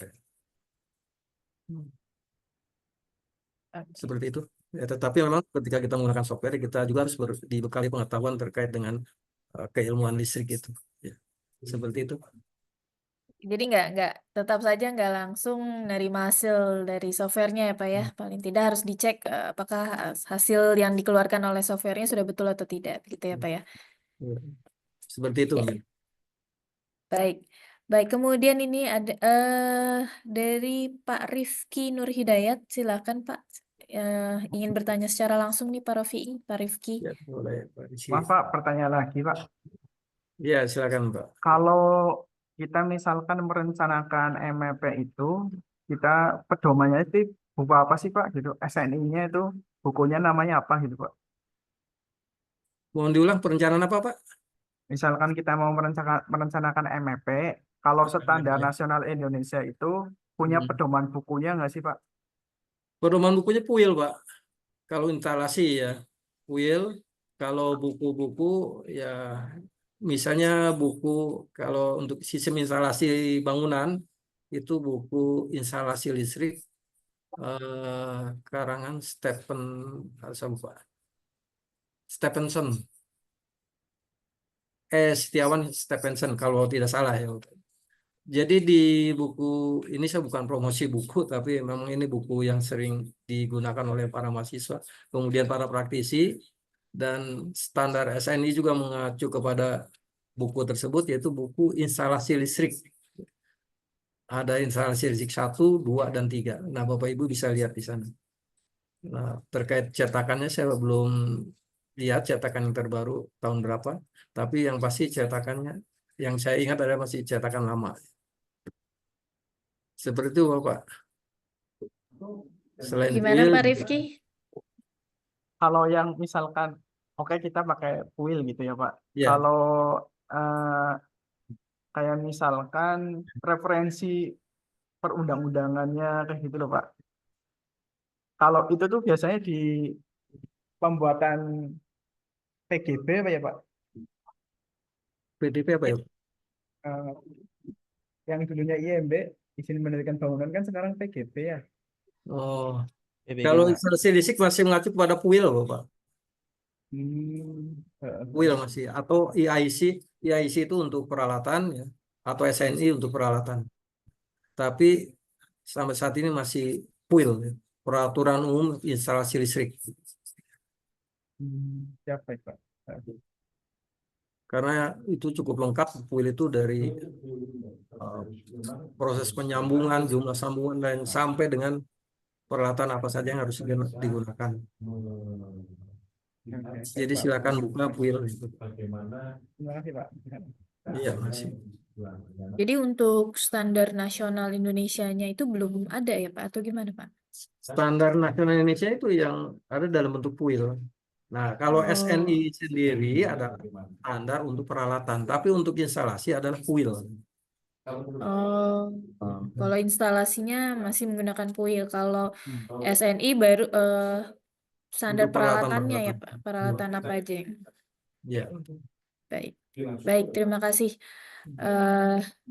Ada yang mau ditambahkan lagi Pak Rifki? Sudah cukup teh. Oke, baik, terima kasih atas pertanyaannya Pak Rifki. Kemudian ini ada lagi dari Pak Indra. Sebentar ya Bapak, ini dari Pak Indra. Ya, Pak Indra Samsul. Ya, sudah bisa, Bu. Ya, silakan Pak Indra. Ya, Assalamualaikum warahmatullahi wabarakatuh. Selamat Waalaikumsalam. sore. Kami di sini Pak, sore Pak. Waktunya sore di sini. Iya. Selamat siang Pak. Ya. Pak Ahmad, saya mungkin agak mungkin saran Pak. Ini bentuknya mungkin saran berdasarkan pengalaman Bapak. Biasanya kan kalau kita mengelola suatu maksudnya merencanakan suatu perencanaan bangunan agak besar Pak. Khususnya nih kalau kami itu di daerah. Kan mungkin kalau di daerah Jawa atau di Jakarta kan istilahnya instalasi itu agak mudah kita mendapatkan peralatannya semua. Tetapi bagaimana Pak kalau kasusnya seperti umpamanya kalau kita membuat taruhlah itu daerah seperti di daerah Maluku atau di daerah Papua, di mana instalasi listrik mungkin pada saat kita merencanakan kan harus sesuai ketentuan yang berlaku seluruh Indonesia. Tetapi ada satu Pak pengalaman agak mungkin belum terjadi Pak, tapi kalau kami sebagai pihak perencana sudah meramalkan akan terjadi seperti itu. Contohnya Pak, instalasi listrik. Betul kami membuat seperti itu pada suatu mungkin instansi pemerintah, kantor seumpamanya kantor pemerintah yang agak besar. Kemudian satu kelemahan Pak kalau kita di Indonesia sebenarnya itu pemeliharaannya Pak. Ya, jadi sisi pemeliharaannya karena pengalaman-pengalaman yang kami lihat dari beberapa kasus yang terjadi seperti kebakaran itu semua kan itu sebenarnya ujung-ujungnya kepada pemeliharaannya Pak.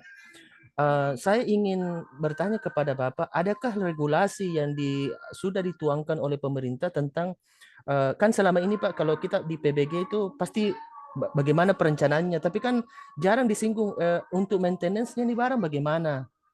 Kan intinya sebenarnya itu Pak. Jadi ini kan bangunan bukan kita mau pakai 1-2 tahun atau berapa tahun, tapi kita mau kalau bisa dipakai sampai 50 tahun lah sesuai standar. Jadi ketika tidak adanya regulasi istilahnya ketika tidak ada regulasi yang mengatur tentang maintenance suatu instalasi itu kan terus terang Pak, mohon maaf seperti istilahnya yang penting sudah dikerjakan. Adapun untuk pemeliharaannya kan yang agak sulit Pak kalau kami di daerah itu teknisinya Pak biasa juga istilahnya kami cari mau dicari itu agak susah juga Pak. Apalagi kalau pemeliharaan gedung-gedung agak besar Pak. Contoh utama Pak, umpamanya kami membuat suatu kantor pemerintahan diharuskan ada lift atau eskalator. lift ini kan tidak selamanya Pak berjalan mulus. Biasa 2-3 bulan atau 1 tahun begitu ada kerusakan. Untuk memelihara itunya Pak itu agak susah. Oke lah kalau umpamanya daerah itu ada mempunyai istilahnya agen ketika kami mengorder lift tersebut kan biasanya ada vendor Pak. Tapi kalau ketika istilahnya barang itu hanya dikirim saja kemudian untuk maintenance-nya beberapa jangka waktu akan datang Pak itu agak sulit Pak. Jadi mungkin perlu juga istilahnya dipikirkan Pak masalah maintenance-nya itu Pak. Iya. Kalau masalah perencanaan untuk instalasi kan saya rasa semua sekarang sudah canggih sekali Pak. Ada semua kayak pedoman-pedoman buku, SNI apa semua. Tapi yang saya tanyakan itu maintenance-nya Pak. Karena ini bersinggungan tentang keselamatan juga Pak. Iya. Ya. Ya, makasih banyak Pak. Itu saja Pak pertanyaan saya Pak. Baik. Baik, Jadi silakan kelihatannya Pak Rofi. agak sulit juga menjawab karena ini masalah kebijakan. Padahal kemampuan saya adalah sifatnya teknis, tapi yeah. barangkali kalau Bapak Ibu kan kenal yang namanya SLO, syarat layak operasi. Nah, syarat layak operasi itu ada masanya. Ya, maka perlu di SLO-kan lagi. Ketika di SLO-kan lagi berarti nanti ada proses inspeksi. Nah, dalam proses inspeksi ini maka akan ada proses revisi terhadap instalasi atau peralatan yang telah kita pasang. Itu mungkin salah satunya. Tapi terkait aturan, mungkin itu salah satu dasar perlunya maintenance, karena dalam maintenance ini, dalam sistem kelistrikan ini ada surat layak operasi. Surat layak operasi itu ada masanya. Nah, sehingga ketika surat layak operasinya sudah habis, maka akan terjadi inspeksi. Maka pada proses inspeksi ketika ada proses maintenance, maka mungkin Bapak Ibu surat layak operasinya bisa diterbitkan tanpa perlu merubah atau memperbaiki sistem yang ada. Barangkali itu gambaran saya. Jadi salah satu kebijakan perlunya maintenance adalah dengan diterbitkan surat layak itu. Seperti itu Bapak. Nah, terkait maintenance ini sebenarnya adalah kesadaran kita sendiri bahwa untuk menghilangkan kebiasaan kita mampu membangun tapi tidak mampu merawat. Nah, ini adalah tergantung dari kesadaran kita masing-masing, juga manajemen dari building itu sendiri. Apakah memang memperhatikan hal itu atau tidak. Dan tentunya kalau kita abai terhadap manajemen pemeliharaan, baik itu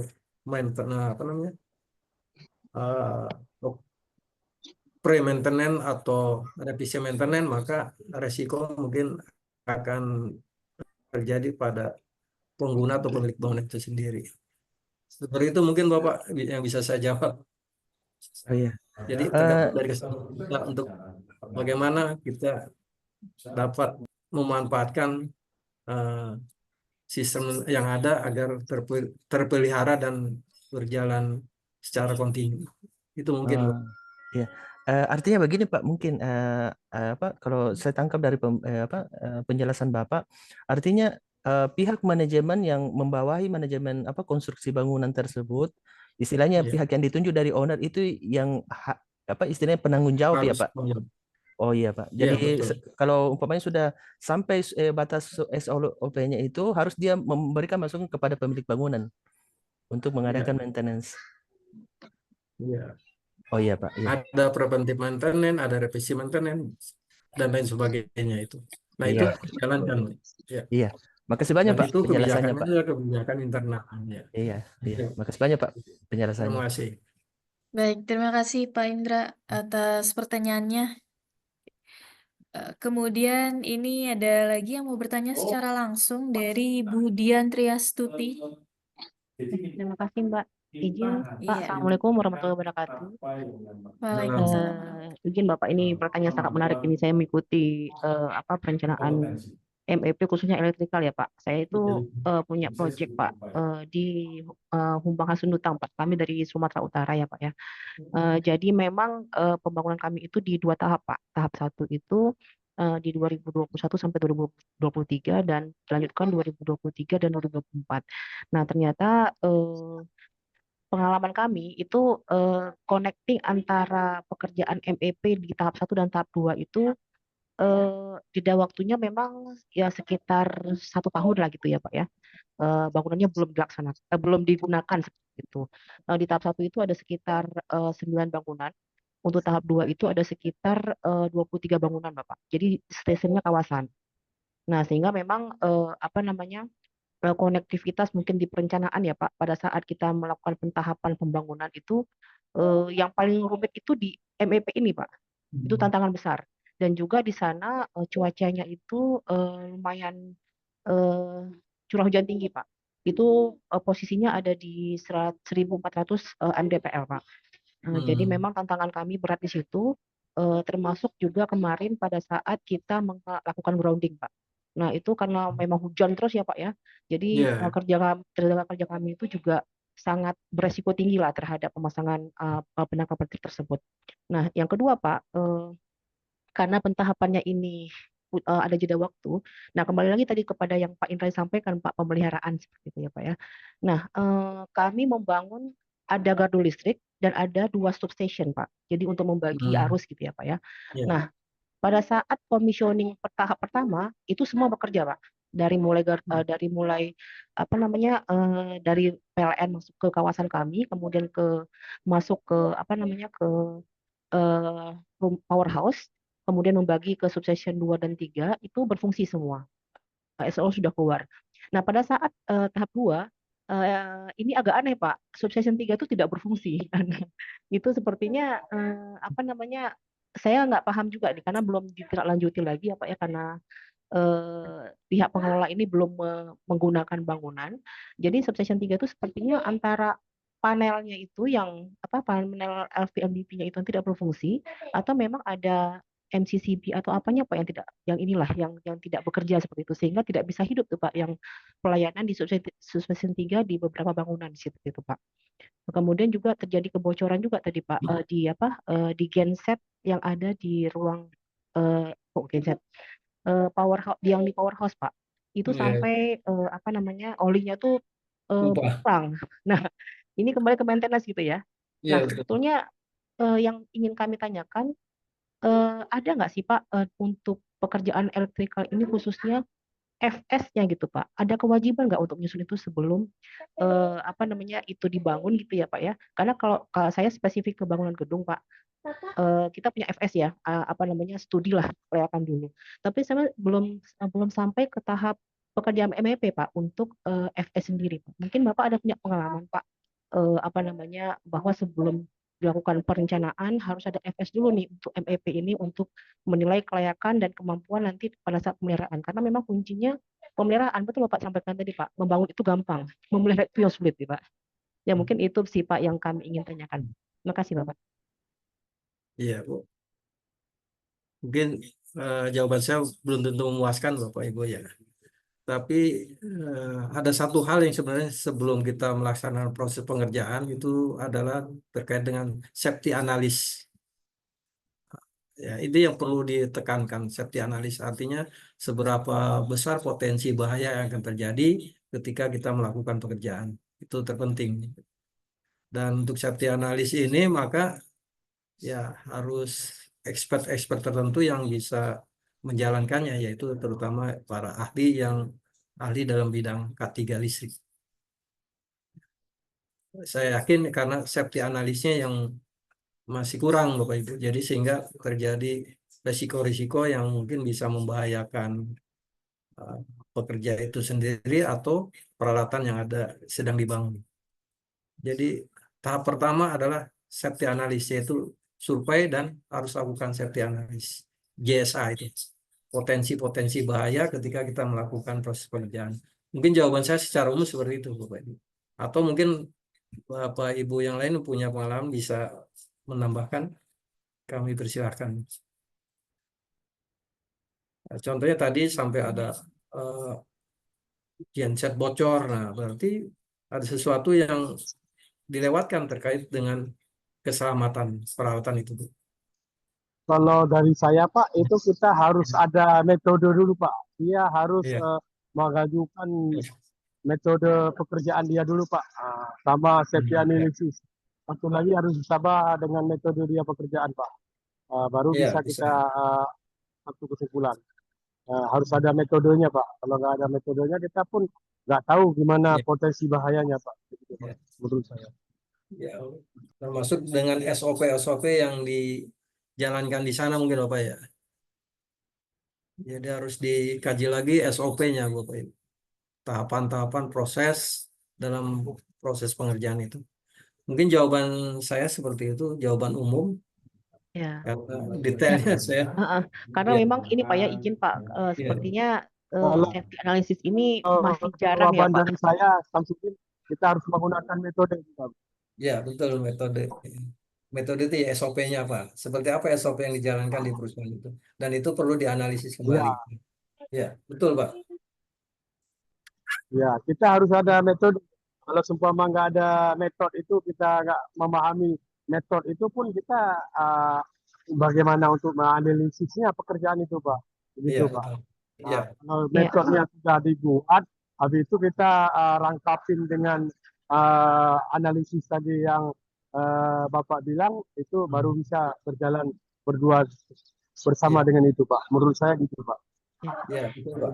Izin Pak Ahmad, mungkin kami sebagai pelaksana di lapangan ya Pak ya, sebagai pemerintah gitu ya Pak ya, yang menjalankan proyek ini mungkin butuh juga yang perlu diperhatikan apa namanya, hal-hal yang ringkas gitu ya Pak, yang perlu saya backgroundnya sipil Pak, bukan bukan elektrikal, bukan mekanikal, jadi mungkin ada kunci-kunci yang perlu kami perhatikan sebelum pekerjaan ini dilakukan, Pak.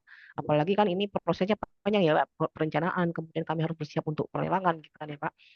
Dan juga ini pekerjaannya bisa dibilang kompleks ya, Pak ya, karena ini sistemnya kawasan dan dilakukan di 2 tahap seperti itu. Mungkin ada trik khusus, Pak, atau ada catatan khusus, Pak, untuk kami sebagai pelaksana di lapangan memperhatikan hal yang berkaitan dengan pelaksanaan dari hasil perencanaan MEP ini, Pak. Mungkin itu sih Pak, tambahan sedikit lah. Ikut menambahkan Bu Dian. Iya. Silakan Pak. Iya, jadi mungkin untuk kasus genset yang sampai bocor itu, menurut kami, pengalaman kami itu kami rasa apalagi dari sisi Ibu sebagai pemberi tugas, kami pikir itu perlu diinvestigasi gensetnya. Apakah gensetnya itu genset rekondisi atau memang genset yang baru gitu. Itu pertama. Terus kedua tadi kalau nggak salah dengar tadi ada substation 3 Ibu yang nggak berfungsi, itu bisa diinvestigasi juga dari main distribution panelnya Bu. Apakah karena kendala dari genset itu atau memang dari posisi substation itu yang mengalami short circuit. Nah itu jadi ngetrip jatuh di main distribution panelnya. Jadi sehingga nggak berfungsi yang substation 3-nya. Mungkin gitu menambahkan. Oh, izin bisa nambahkan. Mungkin gini Bu Dian, jadi mohon izin ya saya nambahkan sedikit nih dari Pak Samsul sama Pak Taufik. Jadi sebelum pelaksanaan mestinya itu ada metode kerja betul ya. Jadi contoh nyambung kabel secara manual sama tidak itu juga bahayanya itu beda. Jadi nanti dari engineer-nya itu harus mempresentasikan metode kerjanya Bu. Nah dari metode kerja itu nanti baru dilihat ininya job safety analisisnya gitu, dianalisa tingkat kebahayaannya itu yang harus diperlakukan. Jadi kalau pas pelaksanakan kalau dari Ibu mungkin ya meminta ke kontraktor atau ke siapa untuk kontraktornya menyampaikan metode kerja dan dipresentasikan. Dari situlah nanti ketahuan bahaya-bahayanya apa dan cara penanganannya apa itu. Itu yang harus dilakukan. Yang pertama mungkin bisa jadi material yang digunakan itu biasanya tidak standar. Nah, itu perlu dilakukan mungkin sebenarnya ini checklist ya, checklist alatnya, catnya harus checklist dulu benar-benar yang standar atau enggak memenuhi SNI enggak, itu yang diperlukan Bu. Jadi kalau mau bekerja segala macam ya harus ada checklist. Jadi SOP-nya sudah ada lah, misalkan sesuai SOP-nya belum. Tadi dari SOP tadi itulah sebagai rujukan untuk melaksanakan tahapan-tahapannya itu dari SOP itu. Nah, tahapan itu salah satunya ya ada kegiatan presentasi, ada kegiatan checklist atau inspeksi tadi. Kalau sudah benar-benar fix, ditandatangani bersama berita acara bahwa itu sudah aman termasuk oleh ahli K3-nya, aman baru berjalan. Itu sih sebenarnya pengalaman kami yang melakukan, yang kebetulan saya sebagai orang ketiga ya. Jadi harus kayak gitu. Terima kasih Mas. Itu aja. Terima kasih Bapak. Masukannya Pak sangat membantu sekali nih Pak. Mungkin kami di lapangan akan melanjutkan lagi. Terima kasih Pak. Terima kasih Ibu Dian. Kembali kasih, ke Pak Ahmad. moderator. Baik, terima kasih Bu Dian atas pertanyaannya. Kemudian ini ada lagi yang mau bertanya secara langsung Pak Matrofi'i dari Pak Raymond Parulian. Silakan. Pak Raymond. Salam sehat Pak, izin bertanya. Ya, Ya, Pak. silakan Bapak. Kita kan pekerja bergerak di bidang elektrikal dalam arti bidang tower Pak. Dan di sekitaran kita itu kan ada pemasangan seperti grounding. Nah jadi pertanyaan kan selama ini kan kita biasanya pakai grounding itu kan yang tembaga, yang tebal gitu, yang ada yang 60 mili gitu loh. Nah sekarang berkembang itu pakai grounding yang itu pakai kabel tiknya PLN gitu. Apakah itu standar Pak? Itu yang pertama. Kemudian yang kedua, apakah grounding itu standar nggak kalau dia ada lapisannya seperti kulitnya, atau dia harus telanjang seperti itu? Terima kasih, itu aja mungkin Pak. Ya, baik. Sepengetahuan saya grounding itu ada batang grounding ya Bapak. Nah batang groundingnya itu ya tidak boleh ada apa namanya penghalang antara batang itu dengan tanah. Tetapi kalau memang lapisan itu adalah memang merupakan yang bisa menghubungkan dengan tanah, tidak jadi masalah sih. Lapisannya maksudnya kulitnya sih Pak. Kulitnya bentuknya apa Pak? Kulit Tapi, kabel itu, kulit kabelnya. Kulit kabel, PVC ya. Ya. Jadi kalau itu yang kan berupa plastik itu. Ya, kalau kabelnya tidak masalah Bapak, tapi ketika sambungan antara batang konduktor yang ditanam itu batang konduktornya tidak boleh mengandung lapisan atau pembatas yang berhubungan dengan tanah. Kalau kabelnya boleh. Gitu ya. Ya. Karena justru itu harus digunakan.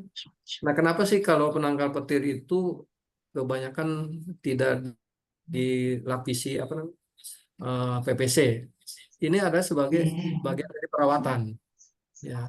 Jadi dengan kasat mata kita bisa melihat bahwa kabel itu putus atau tidak. Ya, itu sebenarnya dasarnya. Tapi yang lebih aman adalah kalau memangnya itu tidak pernah putus, ya kita harus gunakan pengaman, yaitu isolator atau lapisan. Nah kalau untuk penggunaan kabelnya itu Pak, tembaga dengan kabel tik, layaknya kita pakai kabel apa? Soalnya kan terkait kos juga sebenarnya kan. Kalau mungkin kalau kos Bapak Ibu yang bisa mempertimbangkan, tetapi secara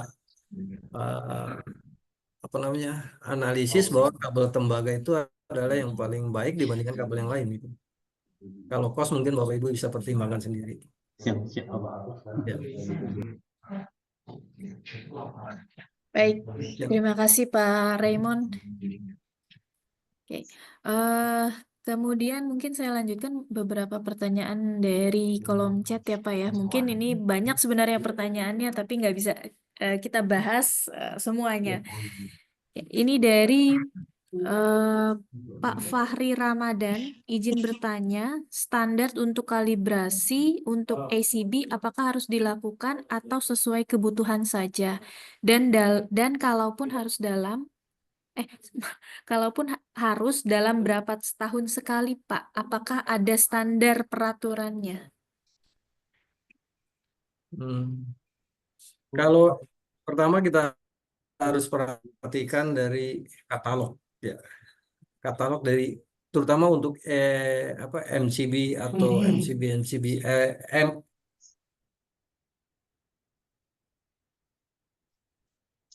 MCC cukup karena SOP secara khusus ya tergantung dari jenis merek dari MCCB itu sendiri. Ya. Dan kita bisa membaca katalog. Ya, gitu.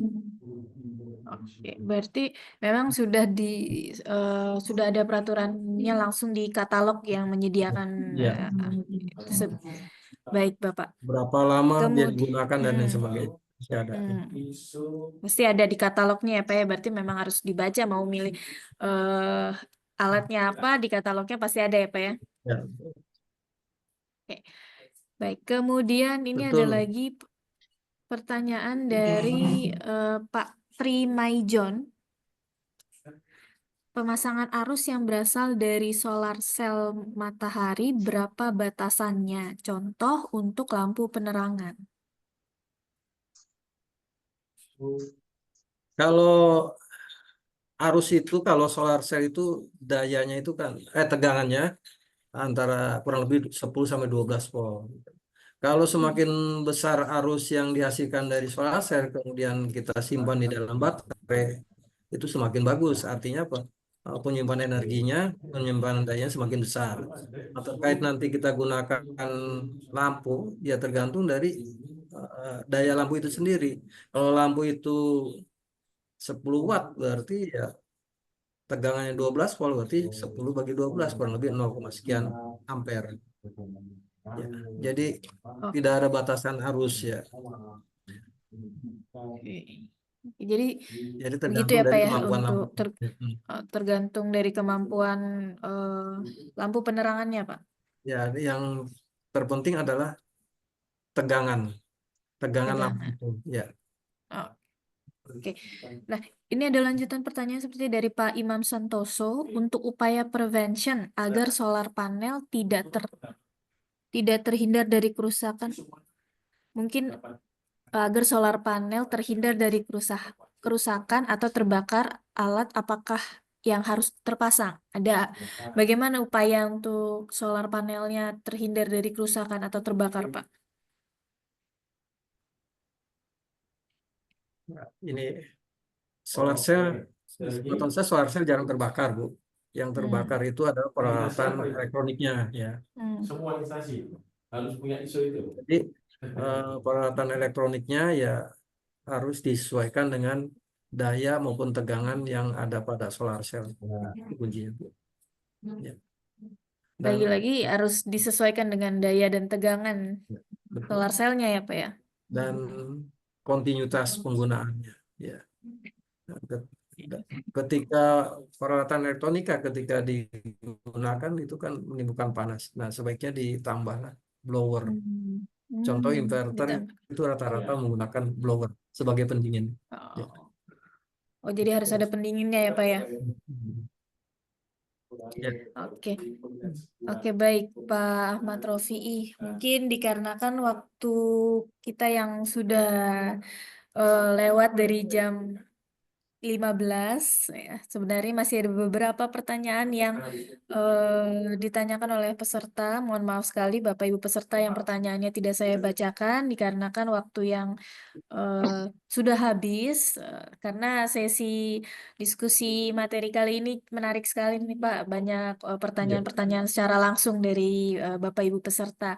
Mudah-mudahan Bapak Ibu peserta yang pertanyaannya belum terjawab itu bisa ditanyakan lagi di mungkin nanti ada seminar lagi dengan tema yang beda ya Pak ya. Atau bisa menghubungi langsung Pak Ahmad Rofi'i ya Pak ya. Baik, sesi diskusi kita hari ini saya cukupkan terlebih dahulu. Terima kasih atas pertanyaan-pertanyaan yang menarik dari para peserta dan jawaban dari Pak Ahmad Rofi'i. Saya minta maaf sekali lagi untuk Bapak Ibu peserta yang belum terjawab pertanyaannya, yang belum saya bacakan. Itu mungkin bisa ditanyakan lebih lanjut, langsung menghubungi narasumber atau pada saat seminar selanjutnya mengenai mekanika maupun elektrikal dalam pekerjaan konstruksi. Baik, sekali lagi saya ucapkan terima kasih pada Bapak Ahmad Rofi'i selaku narasumber dan seluruh peserta atas partisipasinya yang luar biasa hari ini. Saya akhiri seminar kita yang membahas perencanaan mekanikal dan elektrikal dalam pekerjaan konstruksi pada hari ini. Semoga kita dapat bertemu kembali Sedikit, Bu. pada kegiatan-kegiatan Sedikit. lain dalam keadaan sehat walafiat. Sedikit, Bu. Boleh tanya nggak? Sedikit aja. Jadi di sini Gimana kita Pak dapat Ahmad dari Rofi? Ya boleh, Saya boleh. tanya lumayan. dulu ke ini. Boleh. Ya, Boleh, Bapak, ya, silakan. silakan, Bapak. Ya, saya mau nanya aja. Nanti ini kan sudah selesai masalah Ya. seminarnya. Oke lah masalah. Tapi kita banyak bahasnya kan masalah elektrikal saja. Tapi mekanikalnya nggak terlalu termasuk tadi ya. Gitu kan. Nggak terlalu disinggungnya. Padahal di situ kan temanya perancangan mekanikal dan elektrikal kan gitu. Tapi mekanikalnya tidak ada gitu. Gitu, Bu. Ya, kebetulan saya bidangnya elektrikal, Bapak. Jadi mungkin kalau saya menerangkan mekanikal, mungkin bisa banyak kelirunya gitu. Oh Mungkin iya, itu. nanti mungkin di nextnya webinar selanjutnya bisa ada pembahasan mekanikal dari narasumber lain ya Pak Ahmad ya. Ya, betul. Oke, siap, Nanti siap. Oke, terima ya, Pak kasih. Samsudin.